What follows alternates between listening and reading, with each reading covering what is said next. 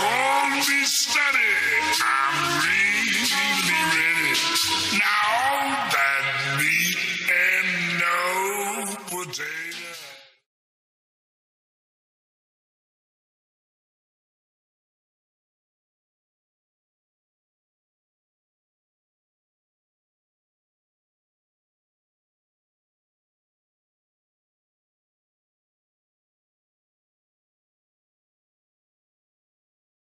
If a pilot is flying around the curve of the Earth, then he should be dipping the nose down every 5 minutes. He should be dipping the nose down to stay around the curve.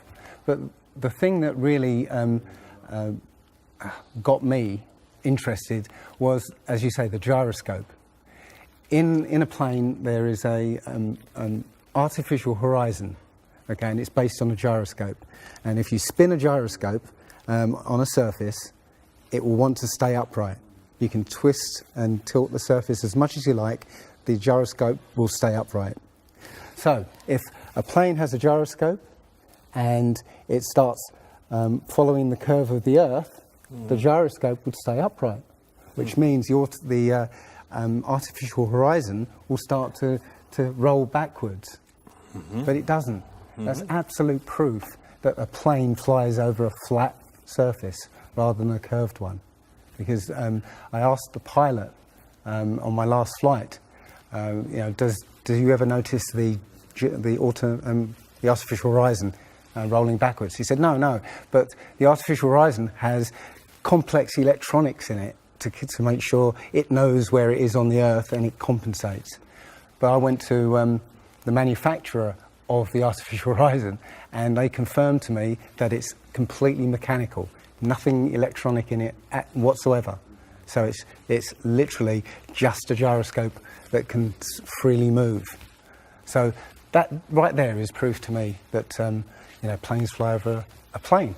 None of it makes sense. The problem is that we're taught as children, this ball Earth lie, and you might ask as a child, what about the people in Australia? They're standing on the bottom of the globe, won't they fall off? And your teacher says, no, gravity. And you go, oh, okay. And you never go back to that question. But when you go back to it as an adult and start looking at it with a critical eye, right, the whole thing falls apart. As you say, the globe is spinning at 1,000 miles an hour. Neil deGrasse Tyson, who's a leading astronomer in America. I'm Neil deGrasse Tyson, bitch.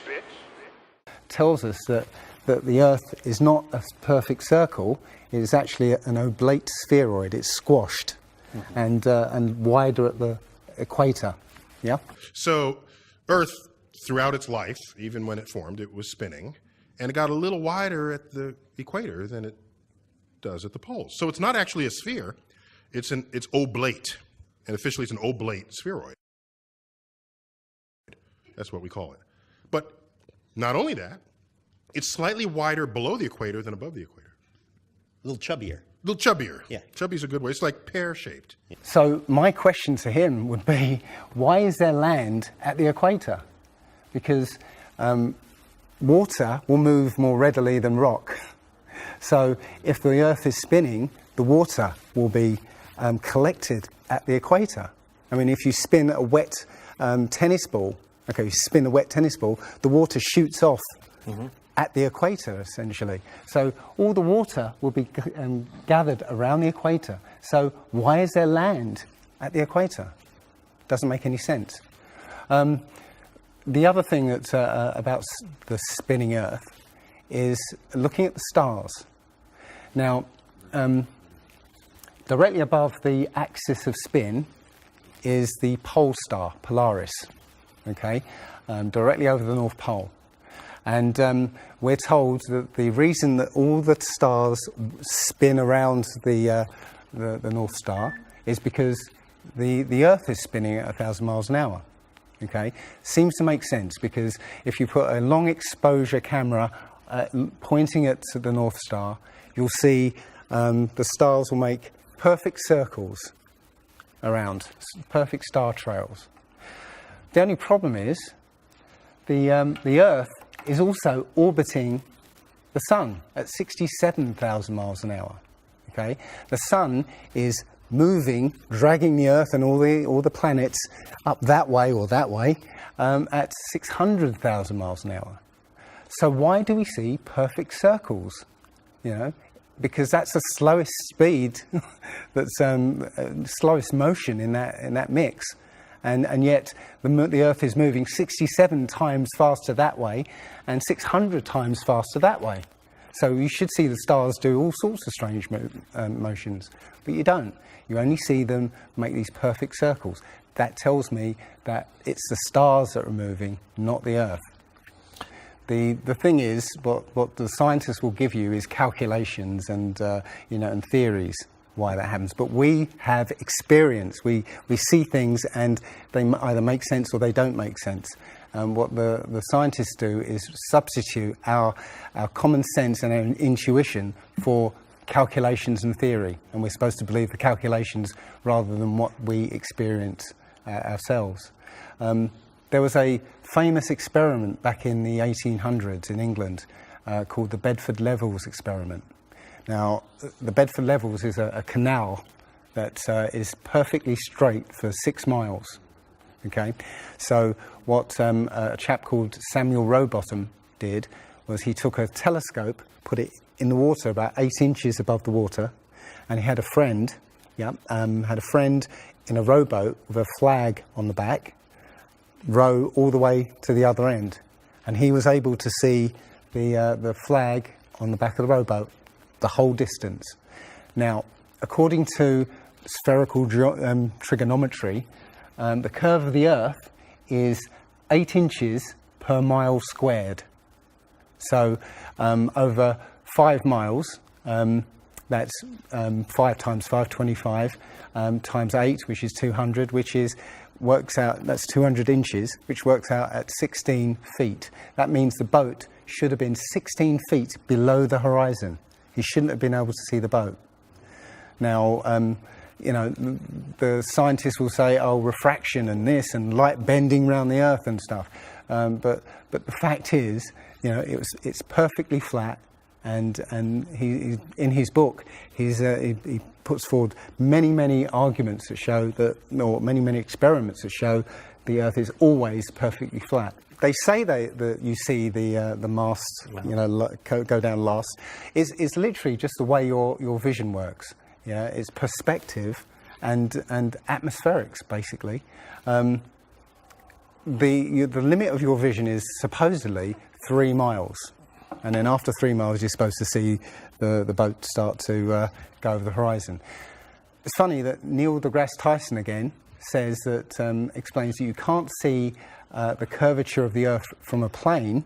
He says this, you can't see the curvature of the Earth from a plane because you're not high enough. The Earth is so big that you can't get high enough to see the curvature. Yet, you can apparently see a boat go over the curvature over the distance of 3 miles, which doesn't make sense. The thing is, when you look out and you see a boat start to go over the horizon, if you suddenly get a pair of binoculars and look, it comes back again. And once it goes out the sight of your binoculars, if you get a telescope, it comes back again. It doesn't go over any curve of the horizon. What we found, many people have done experiments with very high-powered zoom cameras, and they've watched a boat sail out to sea, and they've just kept trained on this boat. And what they see is, after a very long distance, you see an atmospheric effect where the bottom of the boat disappears and the top of the boat inverts, so you see a sort of mirror image. And that, with your eyesight, basically the bottom of the boat just melts into the horizon. One of the best examples of that is the Antwerp Notre Dame spire, which can be seen something like 240 kilometres away from the spire. So that should be over a mile below the horizon, and you can still see it. There's been a few famous examples just recently of a man who took a picture across the Great Lakes from Michigan and was able to see, I believe it's Chicago, which he shouldn't have been able to see. And the television station basically said it was a mirage. This is from Joshua Nowicki, and what you're seeing here is a mirage. We typically would not be able to see this from the Lake Michigan shore. We talked about this last night. Conditions are right on the lake that we're actually seeing a mirage of the Chicago skyline. But they always say it's a mirage, but for a mirage to happen, you have to have very specific atmospheric conditions. And there have been so many people who have seen exactly the same thing on different days, different seasons, always the same. It's not a mirage. It's simply that you're looking across a plane. You see in a kind of pyramid shape. Yeah, you have a horizon at your eye level, and everything above the horizon will go down into the horizon. Yeah, everything below the horizon will seem to go up. Just like if you're in a long hallway, you'll see that the walls will start to move in, and the roof and the floor will start to move into the centre. Yeah, so literally between you and the object you're looking at, there's all sorts of things, sort of like waves going up and down, and while you can't see them, if they're beyond the limit of your sight, sometimes they can still obscure what you're looking at. But it's just because they're between you and it. And it's just the way, it's literally perspective. It's better if I could draw a diagram, but it's a very difficult subject to get your head around if you're not used to it. But it is perspective. One sort of other proof is there's a place in Bolivia called Salar de Uyuni, which is a salt flat. It's literally 100 miles wide one way and 80 miles across. And it's perfectly flat. And when it rains, literally you get an inch of water and it looks like a perfect mirror. Now, how does that happen on a sphere? Yeah, it shows you that, if you're one end of this salt flat, you can see perfectly clearly the other end 100 miles away. So it's just showing you that the Earth is flat, and without the effect of the waves in the sea, you'll be able to see a whole lot further.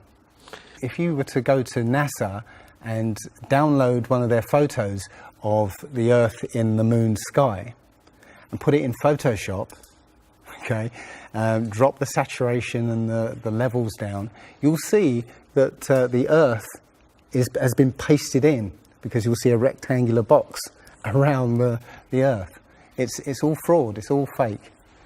Pretty much everything NASA puts out is fraudulent.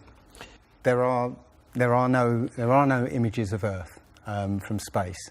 The only one that NASA actually claims is a photograph was from 1972, and it's the famous picture. It's got Africa sort of near the top, and it's the same picture they've been using for the last 40 or 50 years in every textbook. Every other image is what they call a composite. It's Photoshop. There was another layer to sort of simulate the atmosphere. And then there's this little bright spot. It's called the specular highlight. So it's the reflection of sunlight off of water. Those are the pieces, but you can't just slap them all together. It just didn't look realistic. It looks kind of flat, or the clouds are sort of too see-through. So I just hit Command-Z a lot. There's artistry to creating the world. What I imagine it to be. Unfortunately, I'm not an astronaut. I've never been to space. But I've looked at these images over and over again, trying to sort of get the essence of it.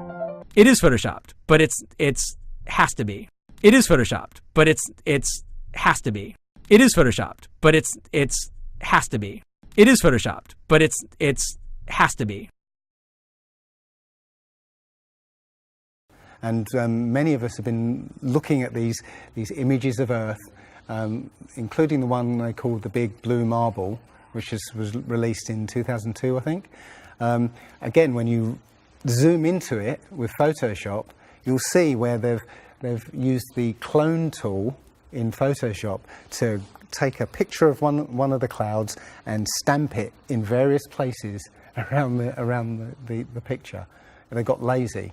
In another image, they've even photoshopped the word sex in the clouds, which is a subliminal tool they use to get people to sort of relate to something. They literally, you can look at this and you can find it on NASA's website. In a video I'm working on at the moment, I've got a video from what they call the Galileo space probe. As it left Earth, it took a series of shots of Earth, apparently. And you see that over the course of 25 hours, the clouds never move, okay? Now, I happened to find some pictures of, satellite pictures of Earth, and I noticed that in these separately taken satellite shots, the clouds were exactly the same as the ones in this Galileo shot. So it's a cloud map. It would be very simple indeed to just silence everybody, put an end to this topic once and for all, turn the Hubble round and show us Earth in real time, zooming in onto a place so that we can see what's happening at that place, and we know that there is something up there looking down on us from space. But they will not do it. They can't do it. It doesn't exist. It literally doesn't exist. When you go onto the plane tracking software, you'll see hundreds and hundreds of flights over the northern hemisphere, and you can track those flights from beginning to end. When you look at any flight in the southern hemisphere, what you'll find is the flight takes off and disappears off the tracking, usually about an hour after takeoff, and then later on will reappear an hour before landing. Now, there's no explanation for it. I mean, the point is that distances are very different, and distances and flight plans are very different on the flat Earth than they are on the ball.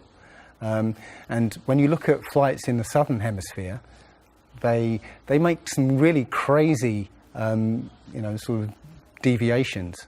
So, for instance, if we look on here, let's say a flight from Cape Town over here to Australia, say Sydney in Australia, they will take you to Dubai first, somewhere around here, yes. Just recently there was a case of a woman who was pregnant on a flight, and she was her waters broke on the flight. And I think it was from the Philippines to Los Angeles. Mm-hmm. And again, if you look on this map, you're from around here somewhere to here. Okay.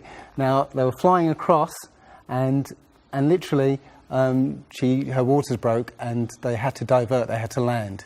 So instead of either going back to the Philippines or going on to Los Angeles, they landed in Alaska. Which again, if you look on the flat map, it's again a straight path. Santiago, Chile to Australia, mm-hmm. right? Will usually stop in Los Angeles. Again, you can see on the flat map that it's again a straight path. It all seems to make sense, and if the only thing that would sort of confirm it or disprove it would be GPS, but hey ho, GPS doesn't work in the southern hemisphere. This is an issue because there have been a few people who said they've taken flights that have taken only 14 hours, and they're direct flights from Australia to South America. Now, somebody has actually redrawn the flat map to take into account these the distances. And apparently the distances work out. I haven't seen the map myself, but I should be looking further into it. But yes, up until these people came forward, and again, I haven't seen any real evidence that they have taken these flights. They told me they've taken these flights, but who knows? They can actually advertise a flight that's direct.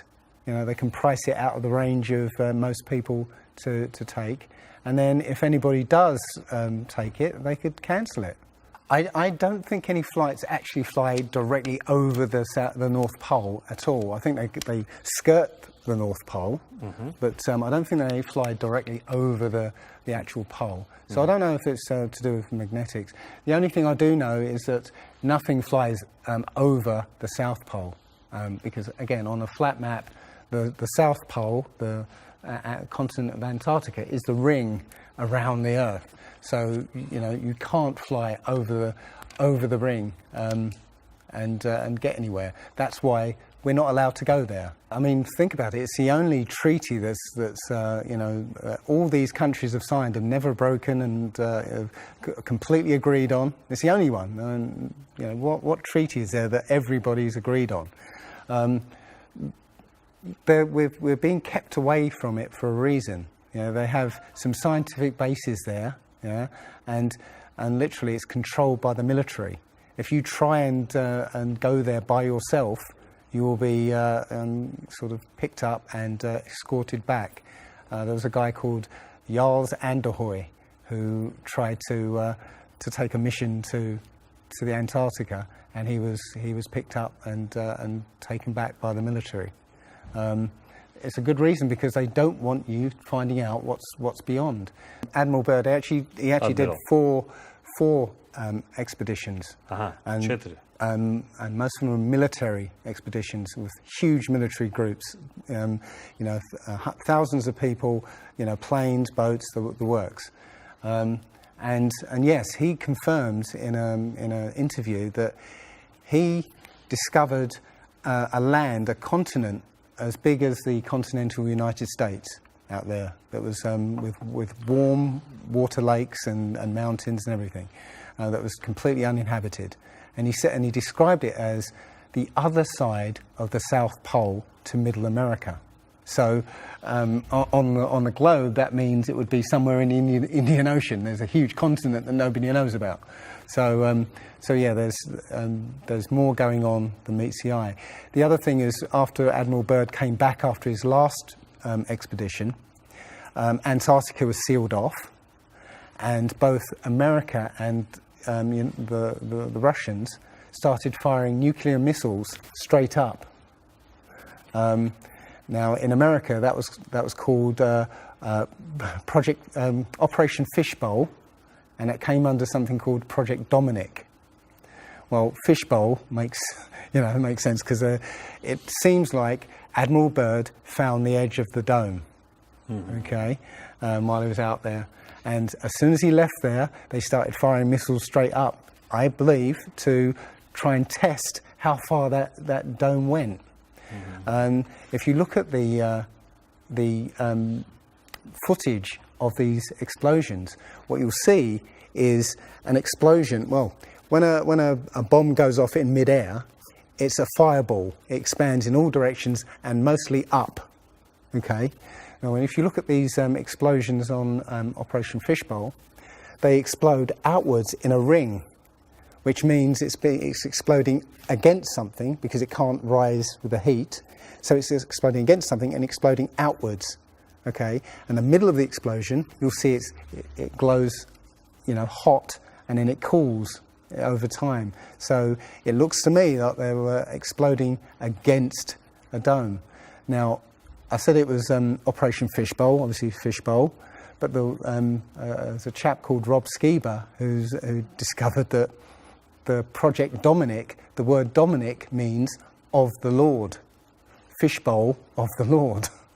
So I believe they clearly know that we're in an enclosed system, and Admiral Byrd found the edge, and they've tested to see how far it goes up. They will also say that if a sniper is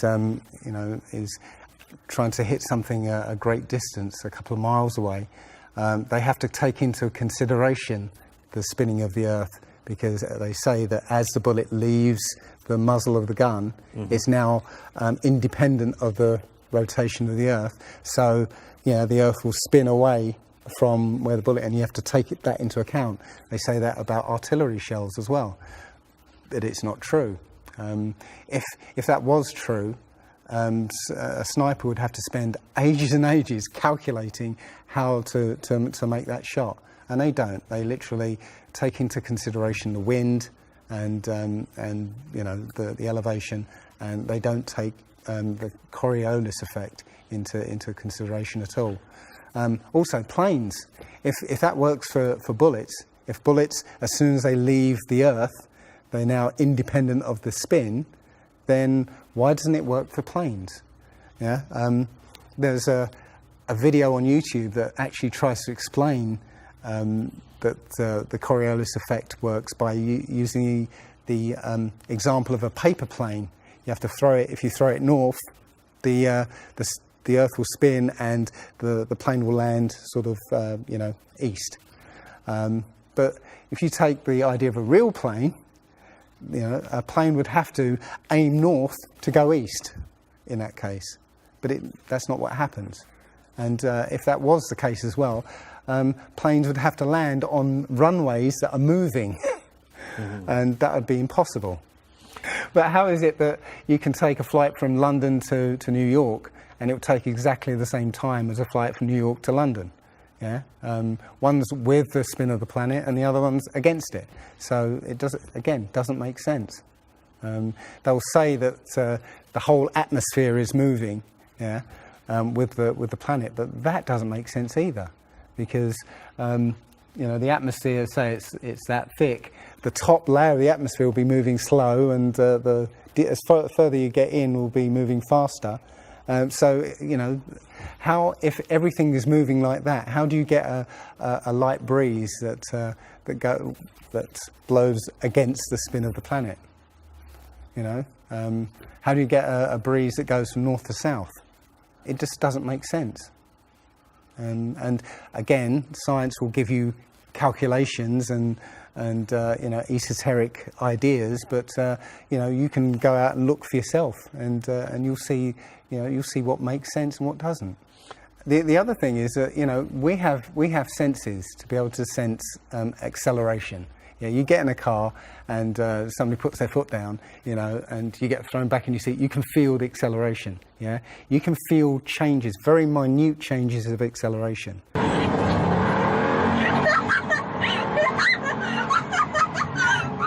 Yeah. So how is it that if you live up here in Macedonia, yeah, which is spinning at maybe 700 miles an hour, yeah, because the speed it's spinning is slower than this speed. So if you took a flight down to Africa, yeah, on the equator, why don't you feel the change in acceleration? Yeah. So why don't you feel the change in acceleration? You know, you have these senses that will register the slightest change.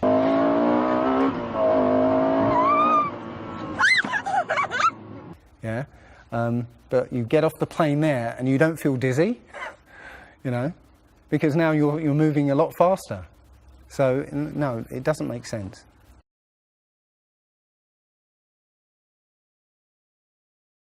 Well, you know, you saw from his balloon, when he stepped out on the platform, you know, the curvature of the Earth. Yeah, it looked very obvious. Oh, everybody pointed it and said, "Oh, look, there's a curvature." But when you actually looked at the ground, when you looked at the Earth, well, it was New Mexico. That's where he jumped. The whole Earth that you saw there was New Mexico. So if that was a curvature, the Earth must be very, very small indeed, and New Mexico must take up a huge part of it. Yeah, it was a fisheye lens to curve that, to make that curve. And when he jumped, it took I think it took him like 2 hours to get to that height. Yeah, he went straight up. In that 2 hours, the Earth should have rotated away quite a distance, but I think he only landed something like 70 kilometers away from where he sort of went up in the first place, and that can be you know, attributed to the wind, you know. So no, I mean that there's no proof whatsoever. There is so much to this. As I said, if you start looking and asking questions about the very basic things, you'll find that the answers you were given as a child just do not make sense.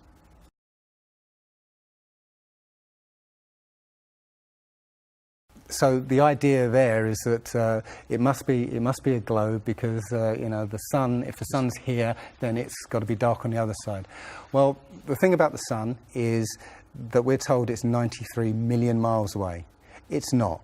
It's actually something around 3,000 miles away, and about 34 miles across. That might sound really crazy, but if you look at look out on a day that's got broken cloud, you'll see that the sun rays will come out at an angle. Most people have seen this. The rays come down at angles. If the sun was 93 million miles away, then all the light will be coming parallel. So if you imagine, there's no way to show 93 million miles, but something way over there, all the light that reaches this globe will be parallel. There's no way that light can come that far and spread out like that. Now, if you follow those light rays, you'll see exactly where the sun is. And as I said, it works out to be about 3,100 miles. Now, if that's the case, and the sun is circling over this flat plane, its light range is limited. So it's illuminating the part of the Earth it's like over at the moment. So, say over Europe, it might, or over South America there, it's over there. Well, Australia's going to be in the dark because the sun isn't going to throw enough light to illuminate Australia. Yeah. Now, most people say, well, I see the sun rise and set. How can that be if it's just going round in a circle? Well, that's perspective again. If you actually see video of the sun coming up and going down, many times you'll see that the sun starts off as it's coming up very tiny, and it gets bigger as it gets closer to midday and then gets smaller again. It's literally that effect of perspective, with some things above you, like the ceiling in a hallway, as it goes further away, it will seem to sink down towards the horizon until it disappears beyond the limit of your sight. And that's all you're seeing. You're seeing literally the sun circling overhead, but seeming to set.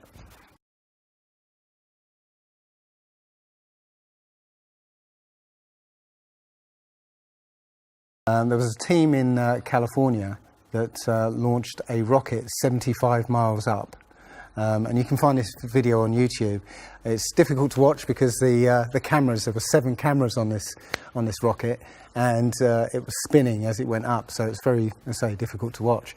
But this chap, Refi, studied this video meticulously, looking for some kind of mistake or some kind of evidence, and he realised that he could see the moon. So he went online to a website called timeanddate.com, where it will show you graphically where the moon and sun is at any time on any day. And he did a bit of detective work to find out exactly when the rocket was fired, and found that the moon should have been on the other side of the planet, over Australia. Now, the rocket was 75 miles up and it could see the moon, but anybody down on the ground wouldn't be able to see it. But the point is that if the moon was over Australia, on the other side of it would be on the other side of the planet, which is, there. So down there on the other side of the planet, and the rocket went up here. So there's no way that rocket should have been able to see the moon on the other side of the planet.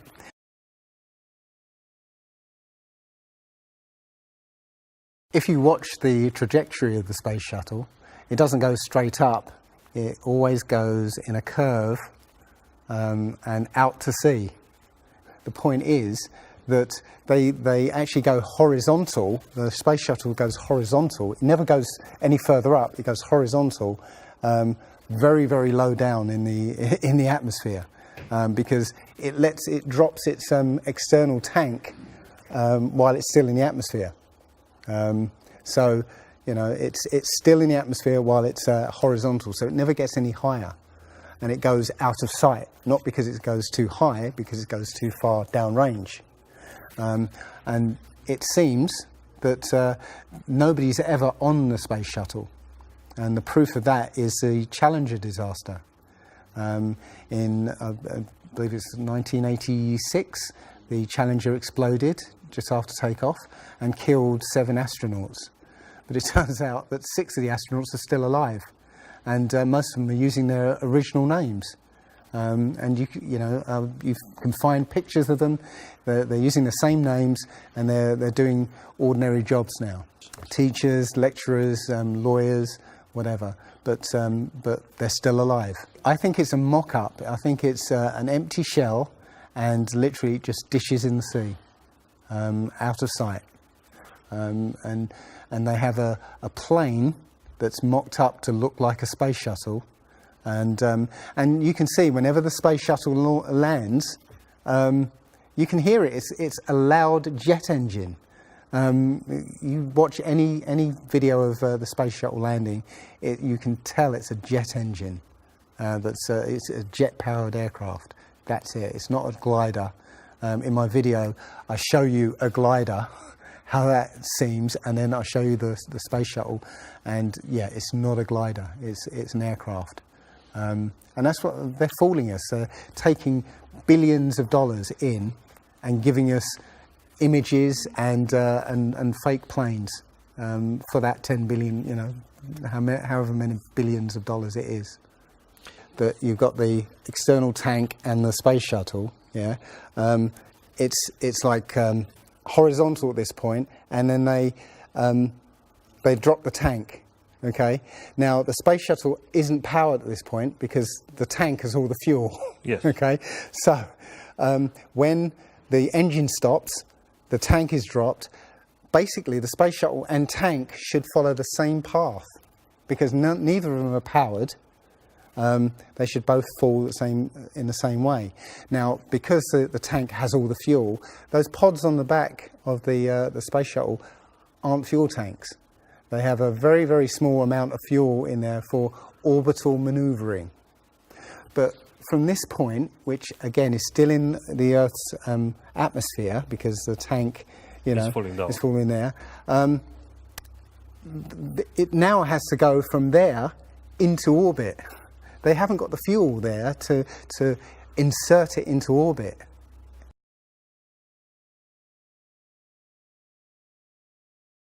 Disney and NASA have worked very closely together. Disney worked with NASA on the moon project. Yeah, they filmed it so that it would be entertaining for the masses. Yeah, and they're still working with NASA. I absolutely believe that Stanley Kubrick, filmed the moon landing. He left a few clues just to say, so that like Michelangelo. Yeah, so that we eventually would know that this was his work. Yeah, I did this. It's a joke. It was meant to fool people in 1960s. So you got like clear footprints, but yet you don't have where an impression where the pads of the lunar lander were. Or a blast crater where the engines were blasting downwards, and also the camera followed the capsule straight up, right, and it followed it very precisely, right, and it stopped when it started to pitch over, right. Now, NASA says, "Oh, we did it remotely." Well, there was a 2 or 3 second delay between sending signals and the camera starting to respond, and then another couple of seconds for them to see what's happened. So it's next to impossible to get that sort of accuracy with that kind of, and it's only done once. I mean, they can't sort of keep doing it over and get it right. They do it once and they got it right the first time. So no, it's either they left an astronaut on the moon to film them, or it was fake. It was fake. It was absolutely fake. There's not too many people involved in this. I mean, NASA controls space as such. The other agencies have popped up, but literally it's a money-making scheme. NASA makes hundreds of billions of dollars a year. Dobra, Rusi. Okay. The Russians, they're getting in on the act as well. They make money from this.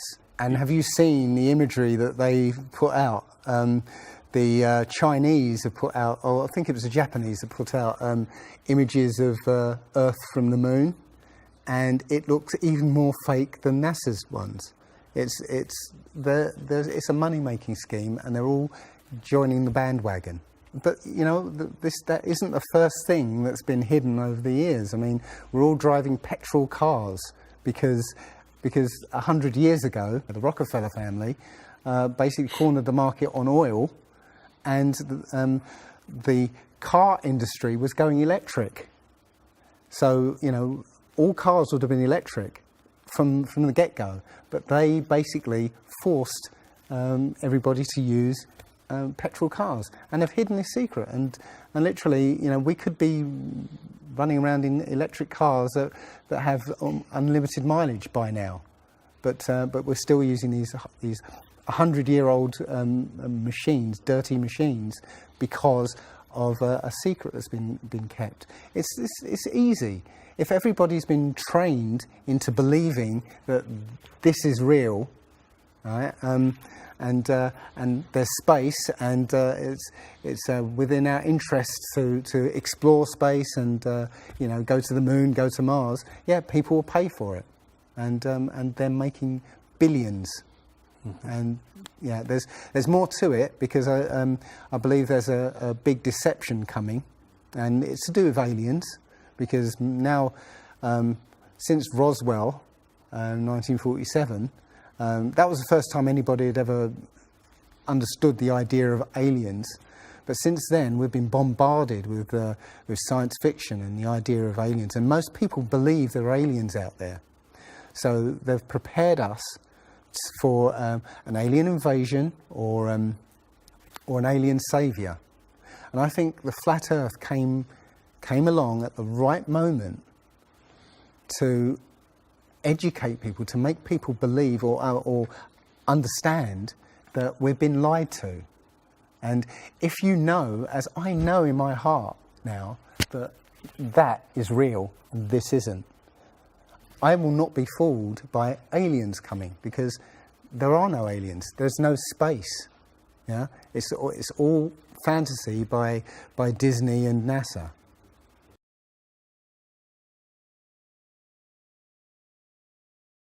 Well, the Bible has a very, very clear view of what this place is, and it matches that place more than it matches this. Okay, and what it says is the great deep is under it, just water. It's just deep water, and above the firmament is water. And you know, it says in Genesis that he separated the water below from the water above, and made a space. And then made dry land appear out of the water. So what's under the flat Earth? Well, it's water, and it just goes on. Again, I don't know for sure, because I've not been under there. I don't know what's past the outside of, or the you know, the first few hundred miles of Antarctica. But everything I've seen over the last year and a half tells me that is true and this isn't. And I'm starting to believe and trust my intuition about this.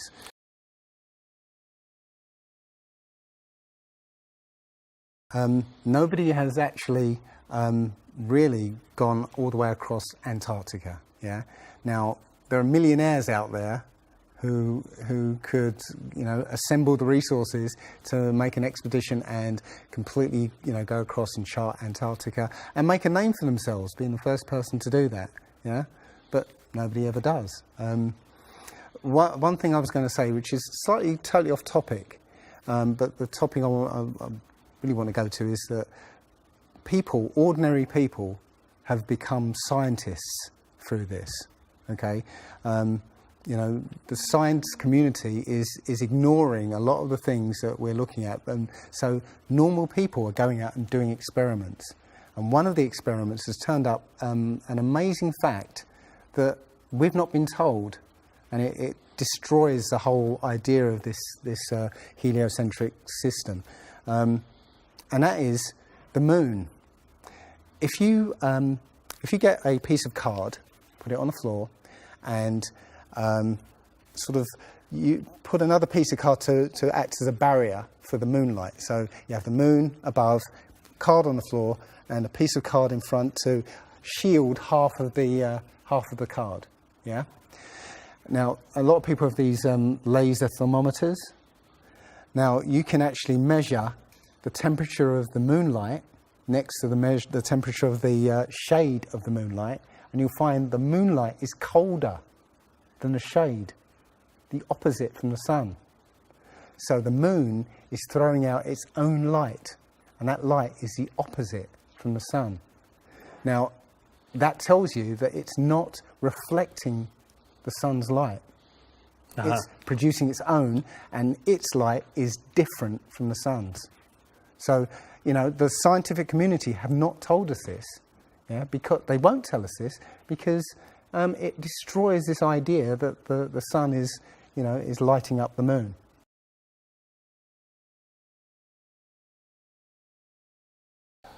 This world is very different from what most people think it is. There are very powerful people who essentially rule this world right now. And the ordinary person is a slave in this world. And slaves aren't educated. You know, they're taught what they need to, or, you know, they need to know. That's it. They're not taught truth. They're taught what they need to know. And so you're taught enough so that you can, you know, do the paperwork and operate the machinery, but you're not meant to know what's really going on, because that's the power they have over us. They know what's going on, how this world works. We don't, so they can control us. One of the things about slavery is the slaves weren't freed. They were never freed. When the 14th Amendment or 13th Amendment, I can't remember which one, actually made everybody a slave. If you're a citizen of a country, you're a slave.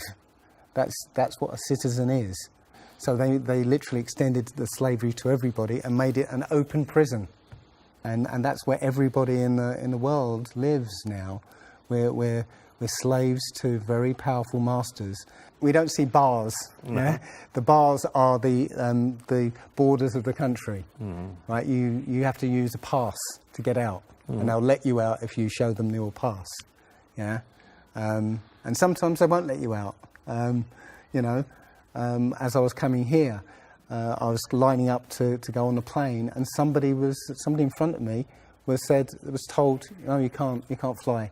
They found something in your bag, so you can't fly today." So, you know, we have, as I said, we have natural rights to travel anywhere on this earth. We were born on this earth. We have the right to travel anywhere. But our masters have kept us in small, open prisons that you need to get permission to move around.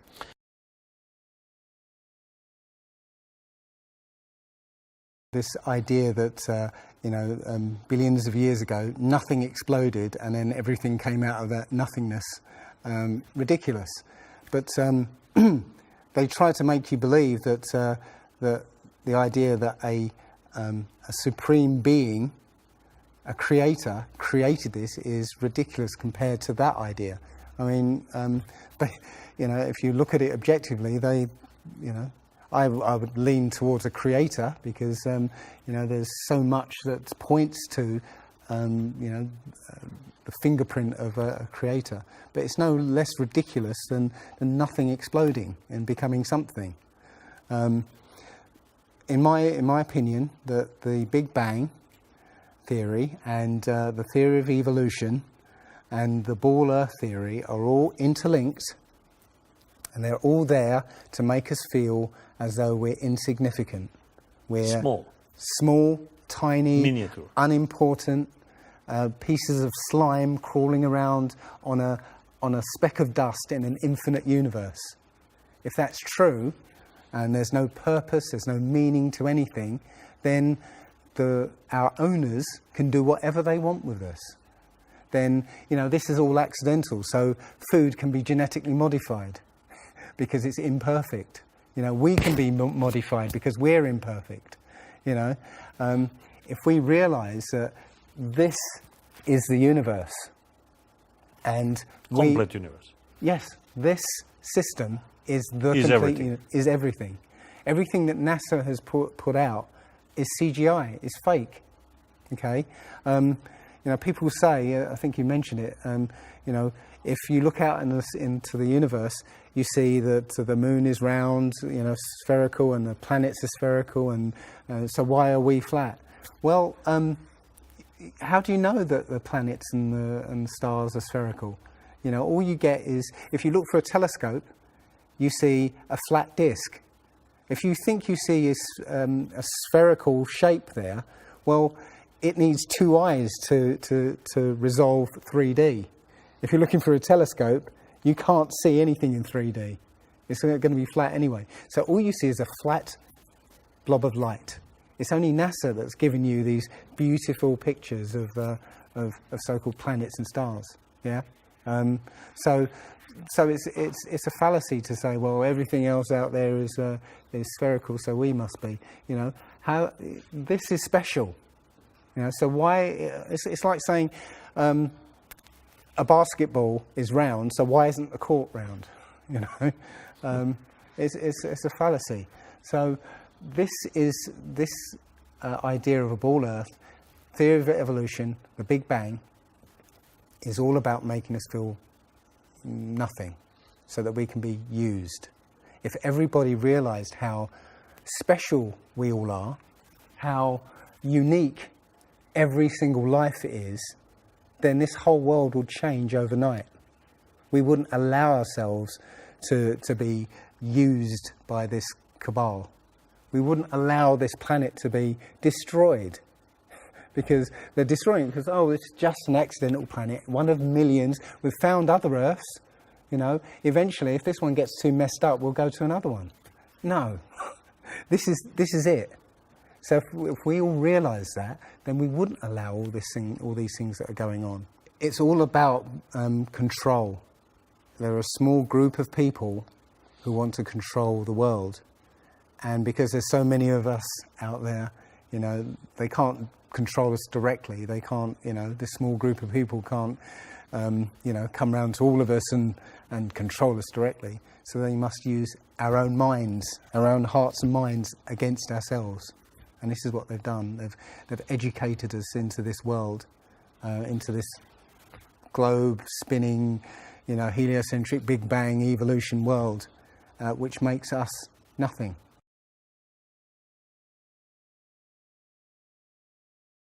This is amazing because when I first started looking, it was about a year and a half ago, I looked on YouTube and there were maybe about 100 videos, not even that probably, and nobody was talking about it, right?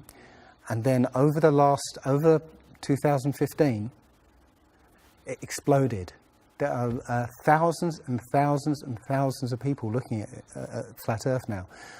And what happens is that you'll watch something or read something, and something will strike a chord in your mind, and you'll think, yeah, I've always wondered that. And what will happen is you will start feverishly researching. I mean, what happened to me was, as soon as I got that, I spent every waking hour looking for things and testing things, and this seems to be replicated with thousands of people around the world who suddenly come into this. They start, you know, researching and getting a passion for this, because this is what I think, it's the truth, and we recognise the truth when we hear it, and we feel it, and this I believe has come at the exact right time, so that we awaken to what's going on in the world. Nothing else, you know, 9/11 even hasn't awoken people, right, to this extent. You know, for me, I've been an atheist for 40 years. From the age of 13, you know, I didn't want anything to do with God and Bibles and whatever and religions. And now I know for a fact there is a creator. I've seen his fingerprint, you know, not just with the flat earth. Everything I've done in the last 5 or 10 years has led me to see that there is a creator now. And there's a great many people out there who have had exactly the same revelation as I have. And it is. I'm now following the commandments and trying to be the best human being that I can be, because I think it was a guy called Kent Hovind who said there are only 2 possibilities. Either there is a God or there isn't. And both of them are terrifying. Yeah. If there isn't a God, then nobody's in control. We're hurtling through space and there's no plan and there's no nothing, and you know, that's terrifying. If there is a God, then we'd better find out who he is and what he wants and do exactly what he says. And it turns out that he gave us very specific instructions on how to live. And they're not rules as in, you know, laws that you must follow because you know, or put you in prison if you don't. No, these are rules to live by, to make a harmonious world. You know, don't harm anyone, don't kill anybody, don't steal from people. You know, don't covet people's items. You know, Don't lie. Don't lie. I mean, these things are written in our hearts anyway. Yeah, but we're in a society that that legalizes all of the 10 Commandments. You know, the policemen and soldiers can kill. They're allowed to kill. Yeah, you know, Politicians can lie. They can lie. They're lying all the time. They're actually. lying all the time. Police have been told that they are allowed to lie to try and get to catch somebody. Yeah, they're allowed to lie. Everything in the 10 Commandments is legalized in this society. That tells you who runs this society. Yeah. So yeah, this is a profound movement. I don't like using the word movement, but it's a profound shift in consciousness for people, because unlike any other topic that's come out in the last few years, this one has made people realise that they've been lied to.